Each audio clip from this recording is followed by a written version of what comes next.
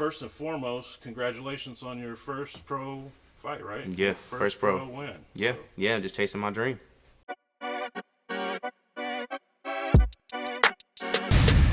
Alright, so my name is Isaiah, the Fresh Prince Watkins. I was born and raised in Marion, Indiana, currently live in Indianapolis, and I am now a professional MMA fighter. what's Marion like?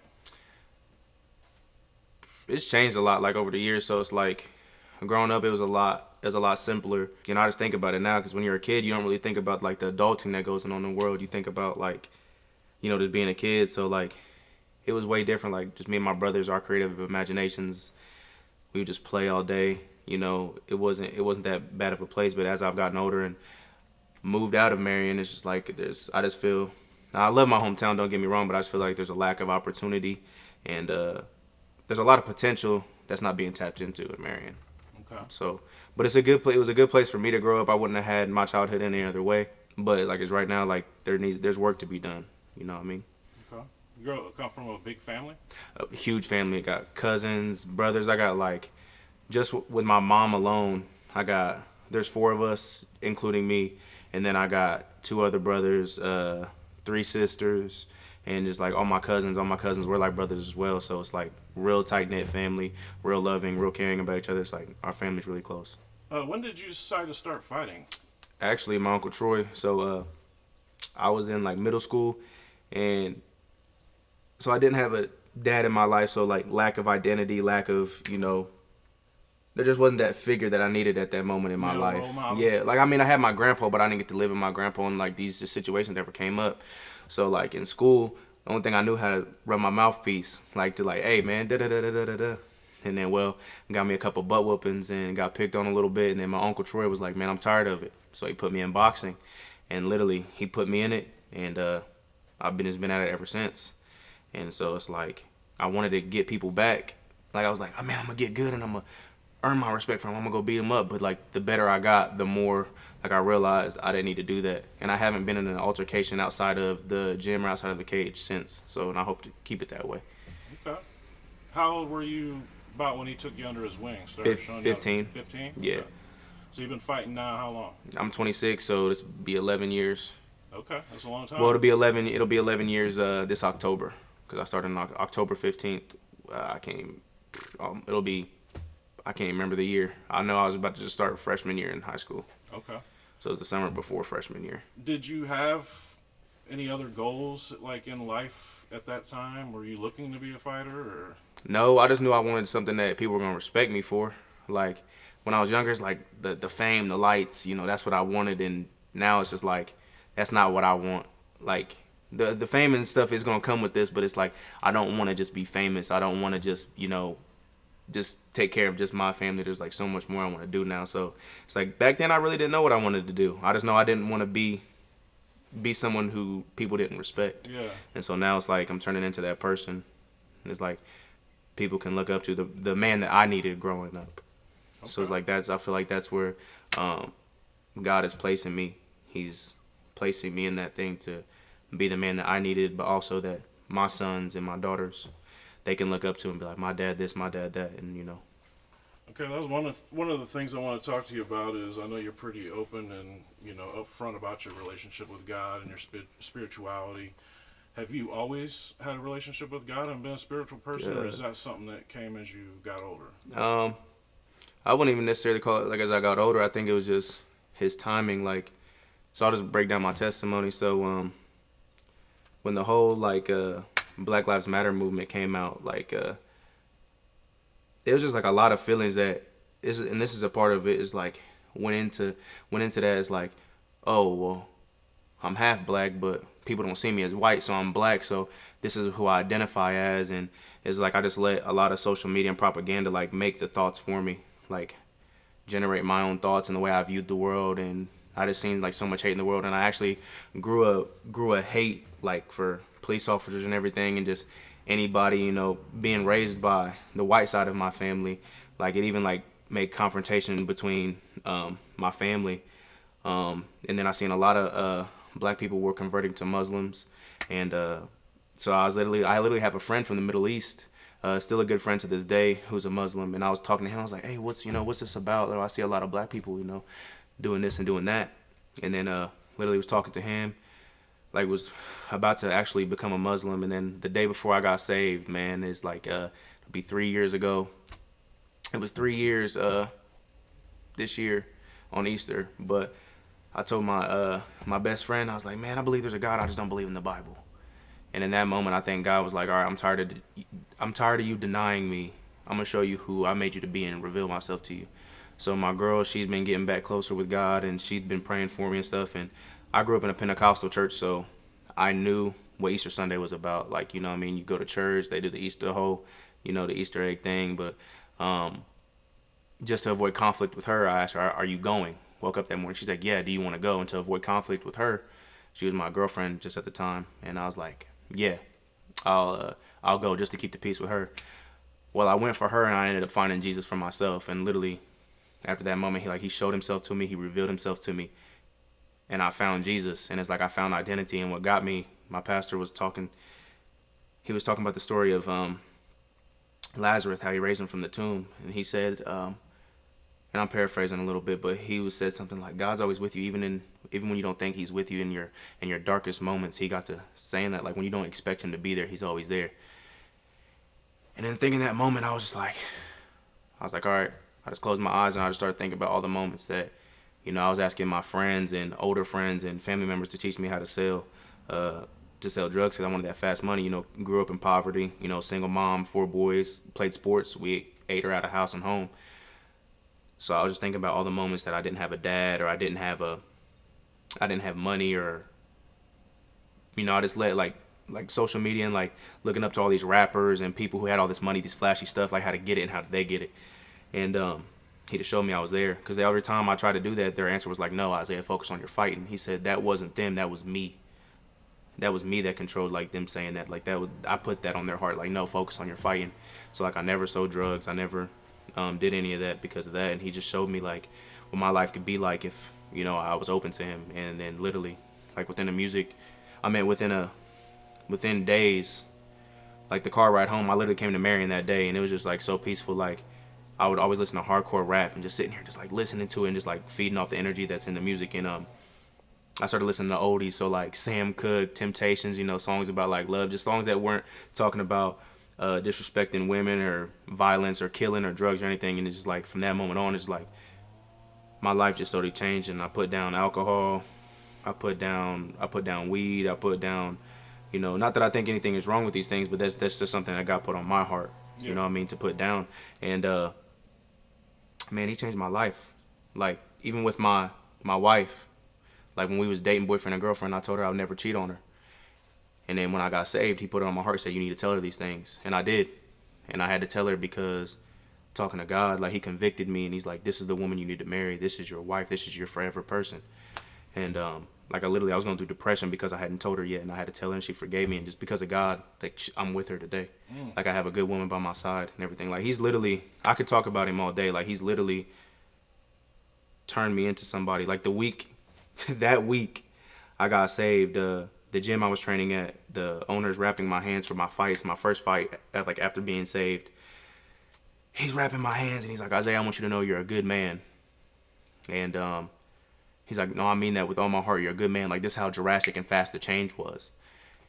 And he's like, I want to tell you something. He's like, he's wrapping my hands and you can tell he's starting to get a little emotional. And he's like, when my son grows up, I want him to be like you. Now, before Jesus, I wasn't a role model to anybody. Like, I wouldn't want anybody to follow my steps. Like, looking back on it now, like, the person I was, the friend I was, the brother, the man I was. And then within a week, God, he changed my life.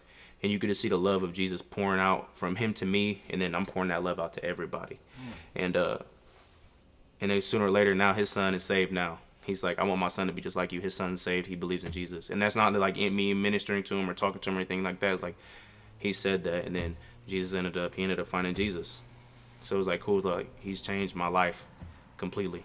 That's awesome, man. How old are you? 26. 26. You're a grown 26, man. Yeah. A wise 26. So a lot of it's Jesus, man. Like, he gives you wisdom. Like, no one's wiser than him, man. It's just. I totally understand what you're talking about. Social media, like you start, especially this younger generation, pays really hardcore attention. For sure, it's all about views. It's all about clickbait. It's all about who has the most clout around them right now, whether it's good, bad, or mature, immature. If it's good for your heart, if it's bad for it, just like clout is clout. It's like that's something like me being a part of this younger generation. It's like I want to show people like, hey, it's okay to believe in Jesus. Like people just don't want to give up a lot of the stuff they got going on. Be like, oh well, I like to drink, I like to smoke, I like to do everything. It's like, yeah, that's fine. We all have our vices. Like I'm not perfect by any means. I mess up. I fall short every day, every time. You know, with my wife, with my kids, with myself, with everything. But Jesus, you know, He gives us the chance each day. Each day we wake up, He gives us the chance to wake up every day and receive His grace, receive His mercy. And yeah, like He's just so good, man. Like against all the comments, like I have friends who be like, you're wasting your time with this. You're like, you know what I mean? Probably like, oh, you're gonna fall in, you know. And there's times like where I'm tempted, man. There's sometimes where be just being vulnerable, man. I'll just be driving the car, walking, and I smell somebody smoking. I'm like, bro, that smells good. I'm like, oh my goodness. It's almost like you're looking up to God. Yeah, like yeah, legit. I'm like, man, that smells good. But it's like I know what He's brought me from. Like I said, like I'm not perfect. Like I still get tempted. But it's like my job is being a believer in Christ is just to show the same love. Like my pastor, literally, I would be sitting there smoking and he'd be sitting there just playing his guitar, singing songs like while I was living in sin and just like doing all these things. And he would just sit there and love me anyway. So like when people say, oh, he's a Christian, he's going to be uppity, he's going to be like this. That's not my job to a certain extent. My job is to, if you're not a believer, if you're not walking with me, I can't judge you. I can't hold you accountable for something that you don't do. So my job is to just love you. As Christ loved everybody, like Christ walked with sinners, He sat with sinners, He ate with sinners, because why? That's the people who needed Him. So that's my job, is to show you the unconditional love that Jesus shows me, and be the light and the salt of this earth, and just to keep loving people regardless of what they do. You smoke and get drunk all the time, cool. I'm gonna love you anyway. I'm gonna pray for you. And I'm gonna be there for you. I have people in my life who deal with same-sex relationships. I'm gonna love you. I'm gonna be there for you, because that's how Christ loves me, regardless of situation or anything. I love you because He loves me that much, and I can portray that love off. Like that's the main thing about being a Christian, is just loving as He loved. And I can literally look at complete strangers and tell you, hey, I love you. Like I've started doing this thing with my friends now. Like they're not used to it. Another grown man who they don't like, you know, they're not doing life with, be like, hey bro, I love you. And like a lot of people know that's just Isaiah. Like I made a post about it on Facebook. Just like, man, if you see me as that preachy friend, cool, but I'm not gonna feel bad, because I know I'm spreading the good news, doing what I'm supposed to be doing, but also spreading that love and joy that comes with it, man. It's like that's all I want to do, is just spread love, be that guy that, you know, no matter what I do, Isaiah just loves me anyway, because that's how Christ did, and we're supposed to be Christ-like. So no matter what people's vices are, no matter what it is, our job isn't to judge them for them, but love them in their times of need, in their sin. So that's what I aim to do. So you're married, right? Yes. And how long now? It'll be 3 years in August. Okay. And 2 kids? 4. 4 kids. 4 kids. You have 4 kids? 4 kids. So my wife, she had 2 kids before we got together.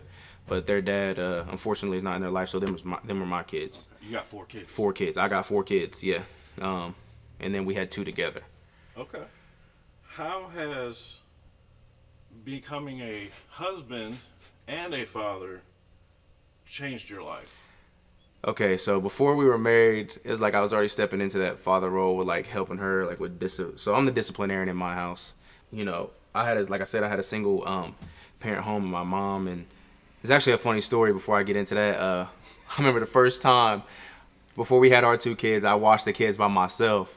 And it's like they weren't listening or nothing. And I literally sent my mom and everyone in my family a text message saying, I'm so sorry for being so obnoxious and wrong and everything. She's like, now you see, don't you? And I'm like, yeah, it's a lot being a parent. So it's like, even before like we was officially married and, you know, those were my kids, you know what I mean? So it's matured me in ways that I didn't think I could be matured.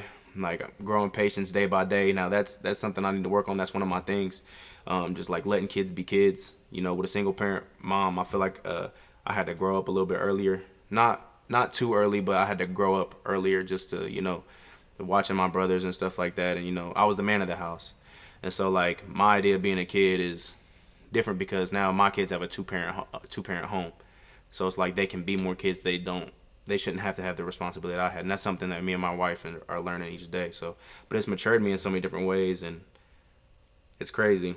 It's crazy to think about, like, I'm somebody's daddy. You know what I mean? Like, my son, like, daddy. And sometimes to this day, even, like, on good days or on bad days, it's like, man, I'm somebody's father. Like, I have children. I have people who look up to me, like, for love and protection and stuff like that. And it's just crazy to think about sometimes, like, I'm somebody's daddy.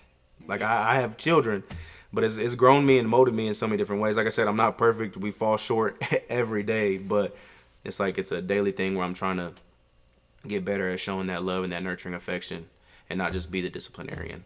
So that's just like me being vulnerable. That's something I struggle with a little bit, just like letting the kids be the kids and, you know, realize, like, everything don't got to be perfect, that they can be kids and they can have that life. How old are all of them? So my oldest daughter, she's about to be 13 in June. My oldest son, he's going to be 10 in July. Nehemiah, which is my baby boy, he's going to be 3 in September. And then my youngest daughter, she just turned 1, April 11th. So, yeah, got 4 kids. Hands full. And then being a husband, that's a whole different ball game in its own. It's like, I always give people the thing, you know what I'm saying? When you're boyfriend and girlfriend, like, if you live together, whatever, like, me and you are homies, I'm like, man, Kenny, I need to go sleep on your couch, man. She tripping, blase, blase, blase. I'm not coming home tonight. As a boyfriend and girlfriend, like, the commitment, pretty much boyfriend and girlfriend is like the lack of commitment that marriage could be. Like, when you're married, it's like, I can't sleep on the couch. I don't sleep on the couch. I don't not come home. It's like I come home and we go through it because it's the commitment that we signed up for. When we said I do, better and for worse, good times and bad times, we come. And, like, me and my wife have this thing, like, where our feet have to touch at night. Like, that's how we get comfortable and go to sleep. Okay. Our feet have to touch. And, like, even when we're mad at each other, we don't want to touch each other, we'll just feel like the little foot, like, it's like the big toe to the pinky toe. It's like, all right, I can sleep now, you know what I mean? So it's one of them things where it's definitely matured me. It's definitely showed me a greater love for women, especially, like, that's another thing that watching my children be born definitely showed me a greater love for women and all that they do. And my wife does a lot. Like, I mean, a lot. Like, I work and I train full time, but, like, she's at home now full time, and she takes care of the kids. She organizes the house. Like, my meals are cooked. She's definitely my ride or die. She's definitely, like, a big part of the reason why I can do what I can do today. Like, a lot of, like, the t-shirts that everybody had. She had that design, but she did those t-shirts last minute, and they turned out phenomenal. So she's only going to keep getting better, like, with the graphic design and designing t-shirts and stuff like that. And my logo, like, I drew it up, but she neatened it all up and did everything with it, and she's truly amazing. That's dope, man. Good days, bad days, I got to give her props, but she's amazing. I definitely wouldn't trade her in for anybody. No amount of beauty, no amount of anything could make me trade her in, because we got something that's just too amazing, too deep to even throw away. I couldn't imagine anybody else being by my side. So that's awesome, man. To get into your fighting history, yeah. When did you started off amateur? Is that Yeah, you start off as an amateur. So I started boxing first before I got into MMA. Okay. You were a boxer. I was a boxer first. So, I mean, technically, if you want to follow back, I tried wrestling out first, and I was just an okay wrestler. I did boxing, and I was just an okay boxer. Like, I wasn't the best, and then I don't know what happened with MMA. It's like stuff clicked. I started piecing boys up. I started hurting boys. I don't know what happened. I don't know if it was like the combination of everything together, like being able to switch. I don't know what it was, but started putting it all together, and the next thing I know, like, people were like, bro, you're cold. I'm like, what? I am? Am I? For real? And then so it's like, that's another thing that God did. He just gave me, like, a confidence and belief in myself. Like, I just had a revelation about it. Like, you know, in a humble way, I'm him. Like, he created me to be him. Yeah. You know what I mean? Like, I can do these great things. And then, yeah, so it's like I just had that revelation. So it was like a slap before that, it was like a slap to the face to everybody who believed in me. Because, like, they believed in me so much, and I didn't believe in myself that way. But now it's like I'm like, my beliefs match with them. They believe in me that much. I believe in myself that much and then some now. So it's like confidently, not cocky, but confidently, I can say, like, I'm a beast. You are a beast. I'm a beast. When was it that you decided to start going more towards MMA? So I was here at the Boys and Girls Club in Marion, and I was boxing, and I just needed a little bit more push at that moment. So I went to a gym in Wabash. It just started back up. It's called MMA Minded, and my head coach there, he was an MMA fighter, and he had a fight coming up. He was coming out of retirement. He had a fight coming up, and I remember going to his fight, and I've been to boxing matches and stuff like that, felt the atmosphere and everything. But when I went to that MMA fight, I was like, holy crap. I was like, what in the world? Like, this is like nothing like I've ever experienced before. And I was like, man, forget just boxing. This is what I want to do. I want to do MMA. I want to get in the cage. And then so I turned 18, I graduated, and by 19, I had my first MMA fight. And I won by first round rear naked choke in the first round. Yeah, in the first round. Okay. So do you have a particular style that you... I say I'm a striker. A striker? But it's like I'm turning into, like, the gym I'm at now, I'm turning into a well-rounded martial artist. Like, I can wrestle, I can grapple a little bit. Like, that's just getting better. But I'd say I like to strike first. I mean, it always starts on the feet, but that's the exciting part. That's what people want to see. People want to see people punch each other. Yeah. Like, that's just from their point. Like, I don't talk, so it's like my fights got to be exciting, you know. And I believe I pack the power and I pack the excitement in there in my skills alone. Okay, so how long did you fight amateur? So I would 19 to 25. I was 8-3 with 6 finishes, 2 decisions, and then 3 losses. 2 losses via armbar, and then I had a decision loss. So it was 19 to 25. That's 6 years, I think, if my math is correct. Yeah. My math is mathing. So I was amateur for 6 years, and that was like going far in between fights. Well, 9-3 if you count my kickboxing match, but just going far and few in between fights. Like, just like life was hitting hard, and sometimes I had to pause, and then sometimes I wasn't disciplined, and then I get the itch again, and then, you know what I mean? So, like, I haven't been the most active, but when I fight, I fight. Yeah. You've officially been pro how long? My pro debut was just April 27th, so last weekend. Okay, so do you belong to... No, so like the thing is, until you sign a contract for a specific promotion or organization, like say the UFC or PFL, I had to sign an exclusive contract to fight for them. But until I sign and I can do it for any promotion if they offer the money and they offer the contract. But I can fight wherever. No one holds me. No one owns the thing. What kind of goals do you have for the future? Like, is this it? You're going MMA full speed? Yeah, so right now I still work and train full time. There's some stuff in the works to allow me to train and get paid for it, and just, you know, focus on fighting more and more. So, like, hopefully that's good news to come soon. Just gonna pray about it and just be patient about it, but hopefully good news soon. But yeah, man, just fight and just really focus on it, man. Do you have any kind of pre-fight rituals that you do? Like, take me before a fight. Like, so not so much the weeks leading up, but just like right before I'm about to walk into the cage. Yeah. Okay, so yeah, it's like, it is a ritual, but it's like, it's a part, like, one of the things, like, when I got saved. So it's like, the fight isn't just physical for me. It is spiritual. It's like, so they say, it says in the Bible that He gives you a peace that surpasses all understanding, which means all worry, all fear, all everything. And so it's like, for me to go in that cage and be the best that I can be, I have to pray and invite the Holy Spirit in to keep me calm. Because, you know, you ever heard the saying, like, bro, I rage out. You get these, bro, don't want to hit me, bro. I rage out and black out, and then it's over. Yeah. Well, you want to be calm when you go in there. You want to be able to think. Mike Tyson said it. A tough guy will get hurt in this sport. A thinking man is very dangerous in this sport. So the calmer I am, the better I'm able to think, the better I'm able to see, you know, fill out the vibe. Okay, what's he doing here? What's he doing here? Okay, cut him off there. Okay, he's dropping his hand, pop my jab here. You know, okay, he's shooting. It allows me to think, but also be very dangerous in there.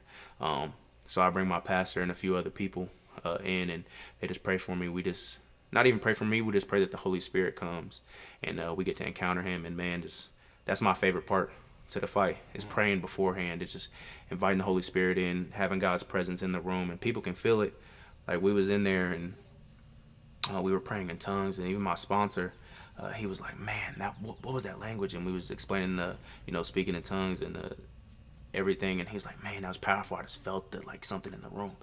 It's like, yeah, man, like, He's powerful. Like, that's something that's like the love of His presence. Like, He just gives me like a confidence. Like, I remember my last fight there in the Coliseum for Artist Scrap when I won their amateur championship. what happened? Oh yeah, my coach. He was like, okay, I want you to do this, this, and this after we got done praying. And I was like, no offense, I got it. I'm good. I'm locked in. Like I was calm, I was cool, I was collected. It's like I wasn't worried. I was like super calm. And after the fight, people like, bro, you're really calm when you go in there. You're not amped up. It's like, yeah, because he's giving me that peace. It's like no matter what, he's still gonna love me. I'm gonna be fine as long as I walk out healthy and I can go and hug my kids, my wife, and my family. I'm good. Yeah. So, like, I just believe in myself, believe in the skills he's blessed me with. He's allowed me to obtain, and just like who he's made me to be, and just really stepping into that and being who he made me to be. What do you love most about fighting? It's not a day job. Like, it's not something that everybody can do. Like, I'm not behind a desk. I'm not in a factory. I'm not going to company. It's like, it's something that's like, if it was easy, everybody would be doing it. Like, think about how many ball players, like fighting, like, so MMA is getting more popular and popular, but think about how many basketball players there are, how many football players there are, baseball players there are. I mean, if it was easy, like just say like I can do it, that I made it this far. Like being a professional fighter has been my milestone. It's a milestone. I wanted to be an amateur champion. That's a milestone. I conquered that milestone. So now, making it to my pro debut, knowing what I've been through in life and everything like that, that's a blessing. That's a milestone. Crushed it. So just keep setting these small milestones for myself along the path instead of just thinking too big. It's just it's not something that everybody can do. And I'm humbled that I can do it, that I have the skills to do it, that I have the mentality for it, that I have the commitment and dedication to it. And so I think that's and I wouldn't be lying if I say like the respect that comes with it. You know what I mean? It's like something that, lessons can be taught. Like my best friend, he's 5'2", glasses, redhead, fights at like 115, super small. Like you'd be like, oh, I'll mop the floor with this guy. But then he'll rip your knee out if he gets the chance, you know what I mean? So he'll mess you up. So it's like, it's humbling. That's what it is. It's humbling, and it teaches you to look at everybody different, especially like in the gym. Like, oh yeah, this is a skinny guy. I'm about to come in. Whap, whap, whap. Hold on, wait a minute. I didn't sign up for that. I wasn't expecting that. So it just teaches you not to judge a book by its cover too. There's so many lessons that can be in fighting that I like, that apply to everyday life. That is just, it's teaching. What advice would you give to the kids? Like somebody comes to you and says they're thinking about getting into MMA and wanted to. What kind of advice would you have for me, Fresh Prince? So there's two things as I'm getting older, and like, my kids, they, especially my sons, they want to start like training, which is cool. So they know how to defend themselves and stuff like that. But, really think about it first. Like there's a lot of variables and stuff that go into it. The training is not easy. It's vigorous, especially cutting weight. So it's like, surround yourself with the right people. Don't just go to somebody, yes man. Go to people who are going to boost you up, but also keep it real with you. Like my coaches at the gym I'm at now at IBG, Indie Boxing and Grappling, they keep it real. If they don't think you're ready, you're not ready. They're going to tell you how they think. And that's good to have people like that, like real old school type coaches, not just yes men around you. So surround yourself with the right people. Don't just halfway train. Halfway training, it's not going to get the job done. You're going to go in there and it's a fist fight. Like, I know fighters who have became brain dead from that. Like, one of my friends, his twin brother just actually happened. So it's very dangerous. So really think about it. It's a dangerous sport. But if you can train hard, surround yourself with the right people, find the right gym, and really dedicate your life to this. Like I turned down I didn't go to a lot of middle school parties or high school parties because I was focused on training and stuff like that. So it's like really, really dedicate yourself. And if you can do that at a young age, learn to do that at a young age, sky's the limit for you. But also probably think about a different career. Like I tell my wife the other day, I said, man, I give myself to 37 and that's it. I'm done. I'm retired. I'm not going to fight no more. I'll always train and like maybe compete in grappling matches or something like that. Maybe get into that. But at a certain age, it's like I want to be able to be there for my kids, for my grandkids, and I'm thinking about the future and just be there. You know what I mean? I don't want to just be just a fighter. You know what I mean? I want to have my brain so that training hard, fighting smart. Yeah. So that type of stuff. If you could go back and talk to 15-year-old Isaiah, what one piece of advice would you give him? It would be probably like it had to be two things. First things, I would tell him, hey, really focus on Jesus, just knowing like what he's done for my life now. So I could only imagine how my life would have been if I'd have had him back then. You know, being as mature I am now as a young man, and then I can only imagine what it would have been like back there, like when I needed him back then. Like a lot of things would have been taken care of, probably a lot better in my heart and everything like that. But his plan is perfect, so I'm here today for a reason. So I'll probably tell him that, focus on Jesus, like he's real, really put an emphasis on that. But also, just be a little bit more patient. Things will come. Train hard, be a little bit more disciplined. I wasn't as disciplined as I am now in my training. Just be a little bit more disciplined and be yourself. Don't look to, you can take from other people and make it your own, like take bits and pieces, but don't try to be other people, like the people you look up to in the sport and everything like that. Be yourself. You are unique. You are you. Don't be the next Conor, the next Canelo, the next Floyd. Really focus on being the first Isaiah Watkins. And now with that mindset, I'm the first Isaiah Watkins. Oh, you want to be like? No. Oh, you want to be like? No. And like people, oh, I want to fight like you, Isaiah. No, you want to fight like you.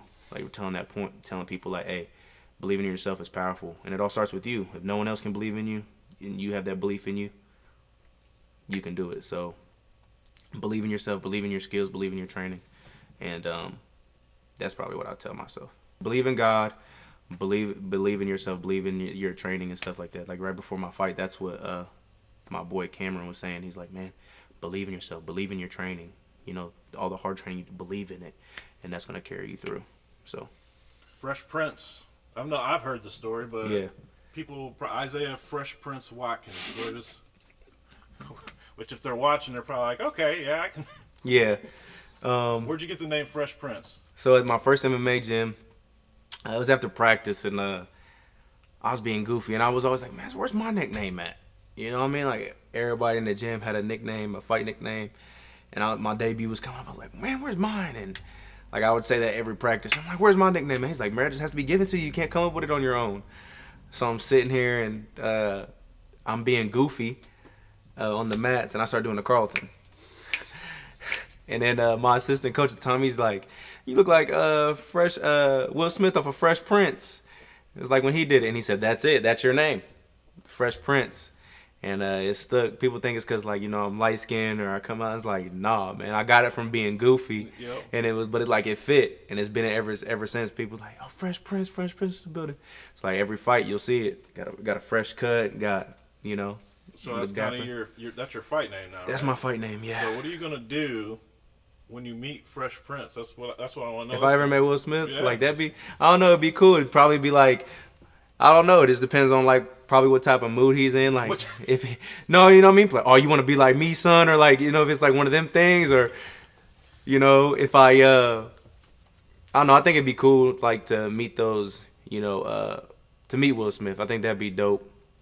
I just wondering if you got big enough and in the MMA world. Yeah. If you would get a cease and desist. Yeah, legit. No, there's already a fighter in the UFC who has like the Fresh Prince thing. But man, I'm him. You're him. I'm him. I'm not from Philly. But I think being light skinned and good looking qualifies me enough to rock the name.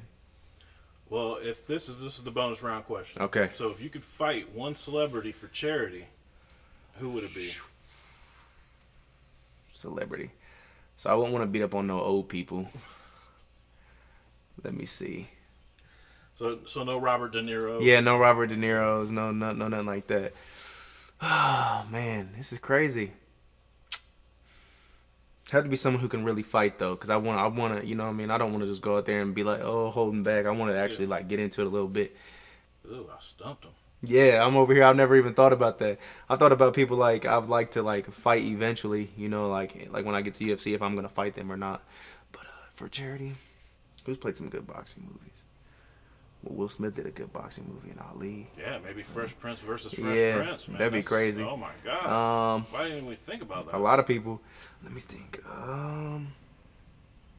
Michael B. Jordan maybe. Oh, okay. Michael B. Jordan, that'd be a good one just because he's done the Creed movies or something, and he has a decent knowledge of the sport and stuff like that. Man, for charity, I don't know. That's a hard one. That's a hard one, like to even think about. Because when I'm thinking about fighting, I'm not thinking about fighting like celebrities or nothing like that. Yeah. I'm like, man, I don't know, these rappers like to do stuff like that. Maybe one of these rappers or something like that. They think, oh yeah, I'm gonna go ahead and do my thing. I'm like, all right, whatever. Bing, bing, bing. Tell you what, man, I really appreciate you coming by and being on the debut episode of Rise and Shine. Yeah, man, I feel Great way to set it off, man. So I appreciate it. yeah, I'm humbled, man. I've been looking, like I said, I've been looking forward to this interview all week. So it's been dope. I've been thinking about like what I'm gonna say and what's gonna be talked about, and I've enjoyed myself. I've been looking forward to this. Like I said, I've been looking forward to this all week ever since you told me. So, is there anything we didn't talk about you wanted to cover? Because the only thing I really wanted to have you do is go ahead and take a little time to shout out anybody you want to shout out, family, friends, Yeah. fighters. Oh dang, it's a whole list. First of all, I wouldn't be nothing without my Lord and Savior Jesus Christ. So I want to thank Him. Thank the people that He's blessed me with. My wife, Maria, I love you. All my kids, Estrella, Udi, Nehemiah, Isabella, I love you with all my heart. You grow me. You make me a better man. My family, Mom, the boys, and Lacey, Uncle Troy, Mama, Papa, all my brothers, Xavier, Jordan, T, Samara, Aislinn, Erica. You guys have been literally my day one backbone, my day one supporters. Like before anybody else started supporting me and everything like that. I love you guys, and buckle up because it's gonna be fun. Any new supporters I gained from this, I appreciate y'all. I can say I love y'all. Thank y'all for following my story, following my life, and all my church family. Thank you guys so much for just being there to hold me accountable, holding me to the standard of living for Christ, and for your guidance and everything like that. I appreciate you guys, and just, yeah, that's pretty much it, man. That's all the people, like, you know, I'm gonna gain new supporters and stuff like that. And if I forgot anybody, I'm sorry. You know I love you. But yeah, that's pretty much it.